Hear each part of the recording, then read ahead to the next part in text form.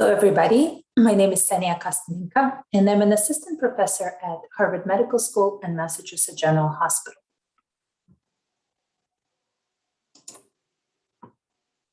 Today, I will talk to you about 5 steps to independent academic career. So at this point, you are a graduate student or a postdoctoral fellow, and you're planning to become a principal investigator and run your own laboratory down the line. The question is, what are the steps that you need to take now as a graduate student or a postdoc to help you get there? Because as Yogi Berra said, if you don't know where you're going, you might end up somewhere else. So it's never too early to start, and I suggest you start now. Here are the 5 steps. Step number 1, envision your big idea. So when you start your own lab, you have to work on something. And that something will be your big idea that you will dedicate, if not all of your career, then majority of your career. So you want it to be something that's exciting, that's cutting edge, that's really, really novel. Step number 2 will be to develop technical expertise. And that is actually something that you're doing already. You're acquiring the skills during your graduate work. You will acquire new skills during your postdoctoral training. So I suggest acquiring those skills in a very strategical way that will work towards your big idea down the line. Step number 3 is to acquire funding. There's multiple sources of funding. And as you know, research is very expensive. So you will need funding to run your laboratory. Step number 4 will be to get the job. Your idea will need a home, and so will your lab. So you will need to find a place that will be your home for a good part of your career, if not for all of your career. And then final step number 5 will be to hire the right team that I call the dream team. It will be really important for you to get the right people for the job. So let's talk about these steps in more detail. Number 1, envision your big idea. So as you are working on your project during your graduate work or perhaps your postdoctoral training, you have to think what it is that you want to do. Right now, you're probably working on something that your Ph.D. advisor or your postdoctoral mentor suggested, perhaps. But now's the time to start thinking what it is that you want to do. What is it drives you? And what is it that you can take with you and develop into that project, into that line of work that you will be pursuing for a number of years. So you have to start thinking now. And that big idea has to be independent of your mentor. The reason for that is majority of the graduate students and postdoctoral fellows usually work on a line of work that is already established in the laboratory. And the mentors are quite reluctant to let that project go with their postdoctoral fellow, for instance, who is starting a new academic position somewhere else. So you want to come up with your own idea that you can develop in their laboratory. And to that end, I would recommend working on at least 2 projects. Number 1, your mentor's project. You need to contribute to the laboratory. You need to contribute to their work. But also start thinking about a project of your own. It can start out small, but you need to think and develop it. And that project has to be innovative. It's something that has to excite not only you, but the research community that you're a part of, ideally groundbreaking and novel. So once you have your big idea, you want to develop the technical expertise to carry out that work, the technical expertise for your big idea. And it is better, it's actually something that you're already doing now. You're developing technical expertise as part of your PhD training. Ideally, you want to move to a different laboratory as part of your postdoctoral training to acquire a different set of skills. And you want to have a broad range of skills, ideally cutting edge skills that will be really instrumental in bringing your big idea to fruition, in helping you get those sources of funding that you will need to carry out your ideas. So you want to broaden your skill set. So use skills acquired in your PhD training, go to a different laboratory and acquire a different skill set. You want to think about this strategically. You want to pick a laboratory for your postdoctoral advisor where you can gain access to the skills that you need, to the expertise that you need for your big idea. If that is not an option, you can reach out to your neighboring laboratories. If there is a postdoctoral fellow in a neighboring lab that would be willing to teach you some of the things that they're doing, perhaps it's an opportunity worth undertaking. So acquire new skills. Acquire as broad of a range of skills as you possibly can. Another option would be to acquire the skills that you already have to a different question in a very innovative way. So one example I could give you was during my graduate work at East Western Reserve University. I came in at the right time when the field of optogenetics was just budding. It was in its infancy. And I learned how to use optogenetics to activate neuronal populations. And I did so to study pathfinding of motor neurons during development using an embryonic chick model. So then when I decided to switch and pursue the field of Alzheimer's disease during my postdoctoral training, I brought optogenetics with me and I applied it to mouse models of Alzheimer's disease. So that was a highly innovative way to use optogenetics to a new question. And now we could actually ask questions that could not be answered until that time. So optogenetics really opened the field for targeting specific neuronal population within circuits to see how circuit activity is disrupted in Alzheimer's disease. So this is just one example of using the skills that you applied during your graduate work to the really exciting project during your postdoctoral training. So step number 3 is acquire funding. As we all know, research is very expensive, and it's actually never too early to start applying funding. Grant writing is something that we have to do day in and day out as academic investigators. However, grant writing can be really fun and can be really exciting. You are coming up with fresh, exciting ideas. What is that next project? What is the next frontier that you're trying to tackle, to conquer, if you will? So putting the ideas down on paper can be really exciting because that's when you start dreaming of all of the experiments that you could do. And you're trying to convince not only yourself, but your reviewers that this project is really worth carrying out. The downside is that you will need to write many grants, and some of them will get. So don't be afraid, write. And actually, the more grants you write, the better you become at writing grants. And at some point, you will realize that the reviewers, the field out there is actually appreciating your ideas. They get it. They understand what it is that you're trying to accomplish, what that problem you're trying to solve. So it can be really exciting to hear when your grant gets funded. During your graduate work, as well as the postdoctoral training, don't be afraid to take advantage of fellowship opportunities, such as those provided by National Institutes of Health, NIH, if you're eligible.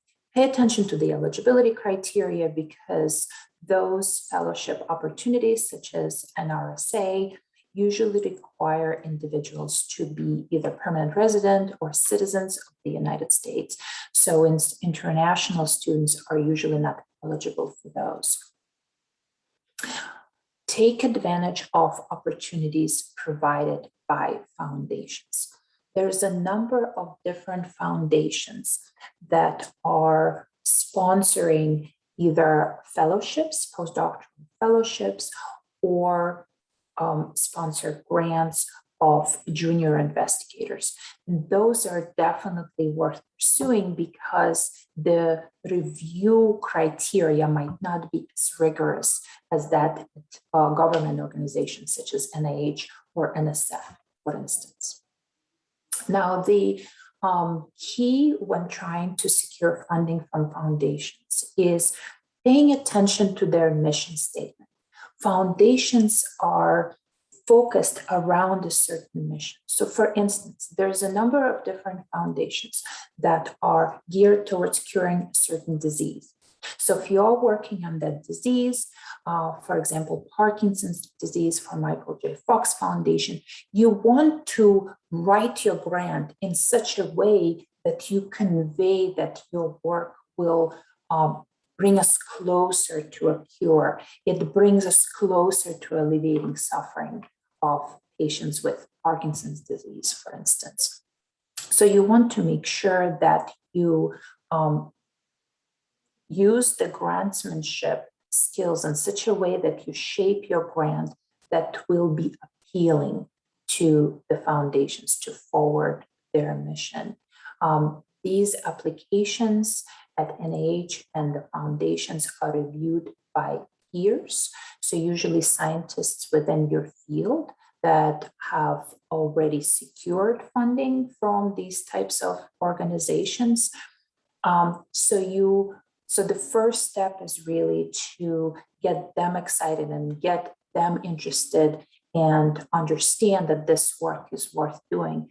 But then ultimately, in the case of the foundation, it's the foundations that decide whether to fund this work or not. So that not only do you have to convince reviewers that the project is important, it's technically sound, you're in the right place to do the work, but also you have to convince the foundation that this is worth doing. This is going to bring us closer to the cure for the patients, for instance. There's other foundations that are not focused on disease, and some examples are Whitehall and Klinkenstein. So these foundations are really excited about funding leading edge research. So if your project is really exciting, is really leading edge, I highly recommend pursuing those types of applications. And of course, there are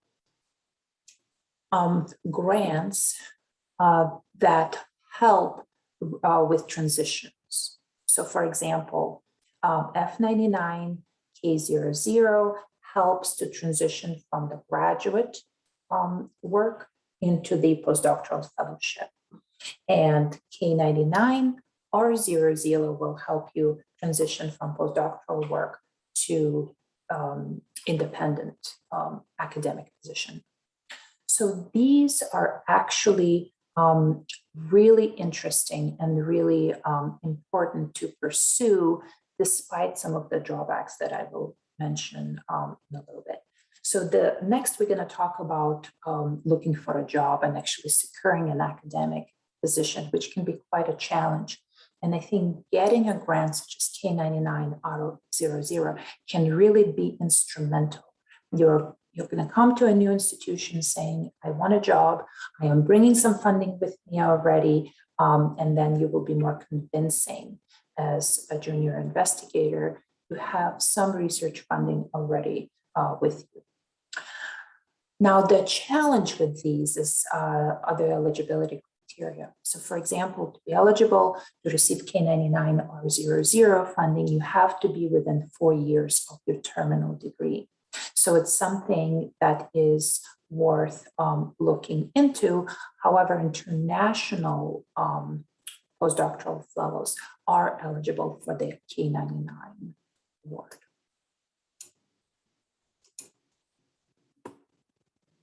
So step number 4 is get the job. You have your big idea, you have the skills, you have the funding. Now you have to find a home. You have to find a place to work on your big idea. And for that, you need essentially three things. The first is first author publications, two is funding, and three, compelling job talk. You need all three. There's no one and two without the third, or one and three without the second. You really need all three to be successful in securing an active position. So let's break those down. First, author publications. You need first author publications as a result of your postdoctoral training.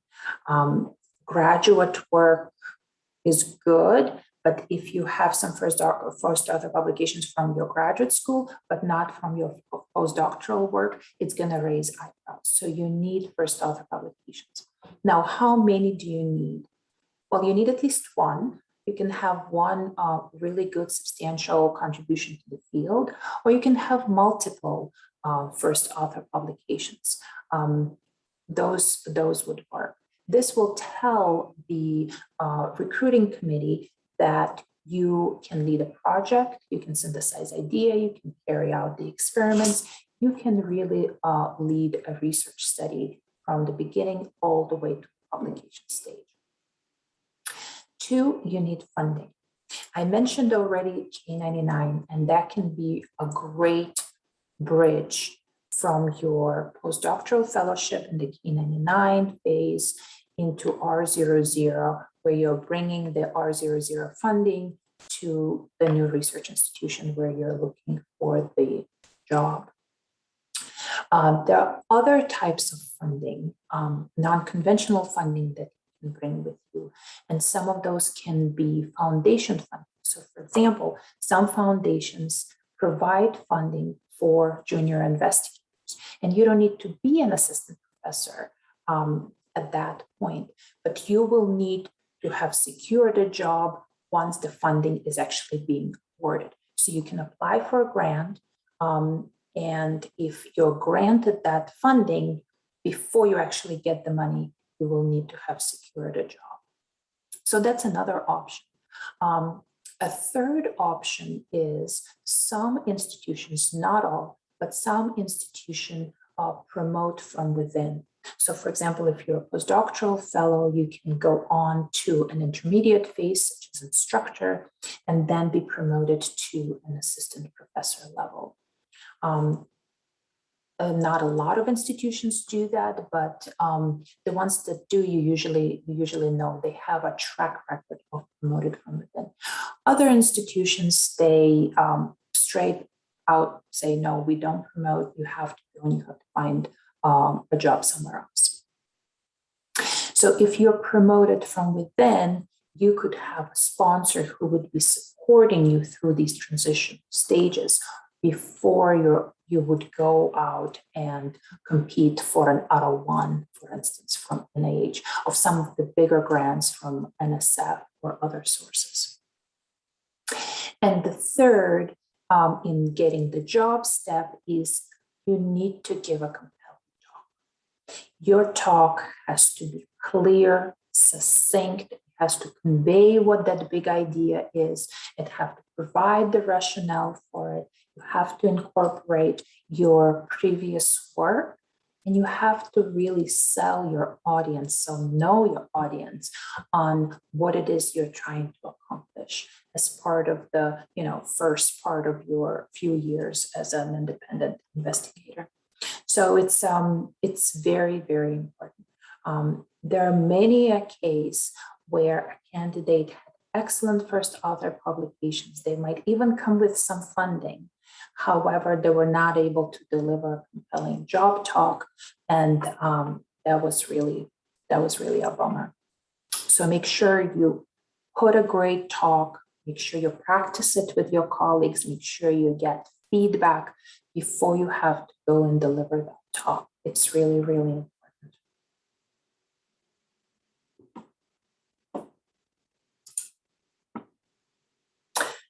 Okay, and step number 5 is hire the right team. I call it the dream team. So you got your big idea, you got your funding, you got a home, you got a job. Now you have some desks and bench space that you need to fill. So at this point, you might be really motivated to hire people quickly. However, I highly encourage you to be selective. Just because you have an empty chair that needs to be filled doesn't mean you should bring the first person that interviews with you or is asking you for a job. I think it's really important, especially as a junior investigator, to be selective in who you bring on board. Because at this point, you're developing the culture of your lab. You perhaps want to run your lab a certain way. So you need to make sure you find the people that really fit into that culture. You want to find the people that believe in your idea, that are centered around your mission. So if your mission is to cure disease, you want to make sure that these people are committed to that cause. And you want to make sure you find people with the necessary expertise. It's really important if you're running, let's say, a molecular biology laboratory, to get folks that are skilled in molecular biology. If they already have that expertise, it's just going to be so much smoother for you down the road to be able to mentor them and get them going on the projects. Also, get them excited about your work. Get them committed to your cause, to your mission. What are you trying to achieve? You will need to be all working together and share really the expertise, the techniques. They will need to work with each other and collaborate. So you want to make sure that the people really work together, that they gel together, and that they're really excited about what they're doing, because they will be spending a lot of time in the lab and they will be spending a lot of time with you. Okay, so to recap, here are the 5 steps to launching an academic career. Number 1 is envision your big idea. What is it that you want to do for a majority of your career, if not all of it? 2, develop the technical expertise. What are the skills that you need to see your idea to fruition? 3, acquire funding. It takes funding to get research done, so you need to find the sources of funding. 4, get the job. Find a place to do the work that supports you, what it is you're doing. And 5, hire the right team or hire the dream team. All of these 5 steps require extensive networking, and it's never too early to start. We as neuroscientists, we tend to like to stay at the bench, do our experiments, keep our head down. But it's really important actually to come out of our comfort zone and share ideas, ask questions, ask somebody who has done this before. What was your experience? How did you do it? And for that, you actually need 3 types of mentors. You need what we call mentor, at least one. I recommend multiple mentors. You need at least 1 sponsor. I again recommend multiple. And you need a coach or some coaches. So what are the differences? A mentor is somebody who sits down with you and shares their experience. This is what I have done in the past. This is what my path has been. Perhaps it's helpful for you. Perhaps it's something that you could follow or glean from my experience. So that's mentors. And mentors can actually be your peers. Don't underestimate the value of peer-to-peer mentorship. So if you're a graduate student, talk to other graduate students. What is their experience like? What are they going through? How are things working out with her? What have they done really well that worked, that might work for you?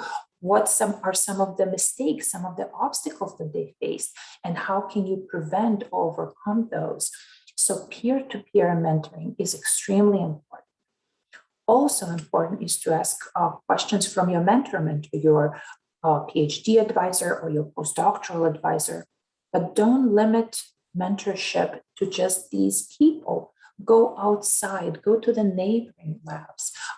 Perhaps you can ask an advisor of your best friend down the hall about their experience. Maybe they can share with you some of the advice that they have. So mentors are very, very important. A sponsor is somebody who really believes in your work. They believe in your vision and they're able to back it up either with funding or with resources. So some examples of sponsors, a very obvious one when you're a graduate student, and let's say they're paying your salary and they're paying for your materials in the lab, is your PhD advisor. They're your sponsor. Similar in a postdoctoral fellowship position, your postdoctoral mentor is your sponsor. But as you're trying to transition, a sponsor can be something that will provide you with funding or provide you with resources. For example, access to a microscope, right? If you need access to a microscope for a certain experience and that person has that access that you need, they can be your sponsor in that regard. A chief of your department or a chair of your program, of your neuroscience program, they could be your sponsor. So sponsors have a really important place in our career development. And then finally, coaches. So coaches are highly trained to be able to identify the problems or obstacles that you're facing, and they can coach you how to get through it, how to overcome it. Coaches are very rare, but I highly recommend seeking them out and building relationships with them because they can be really instrumental in your career progression. So how do you start? How do you start networking? Where do you start finding these people? And networking can be really informal. It can be, asking your buddy in the lab to go out for coffee or dinner and just chat. So it can be really informal that way, or it can be really formal. You can put together an elaborate email asking for an informational interview of, for example, somebody that you never met. It's somebody perhaps another academic that you look up to, and you really want to hear about their experience. So that would be asking for an informational interview.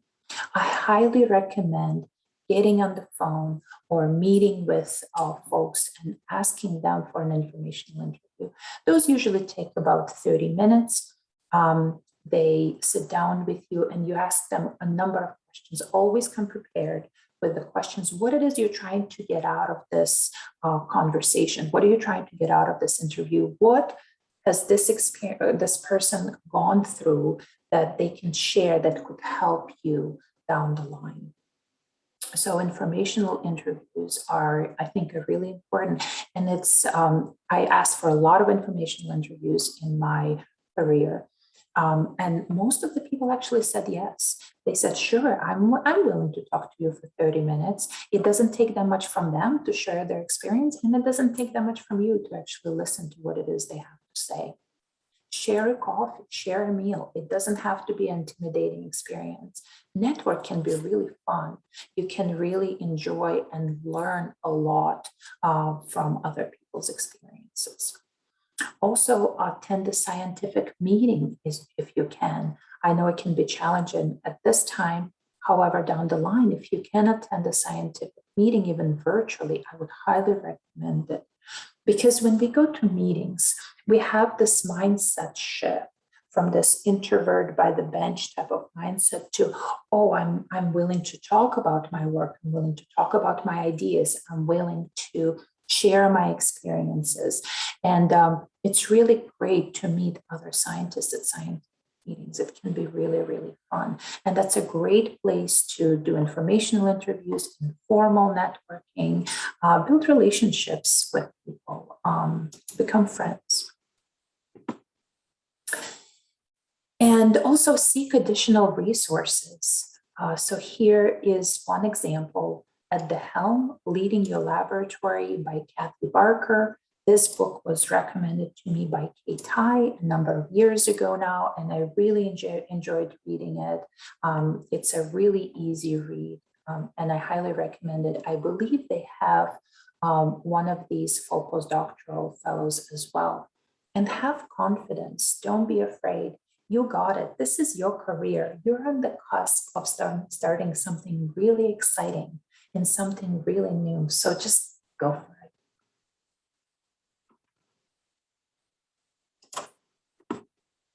And with that, I would like to end and see if you have any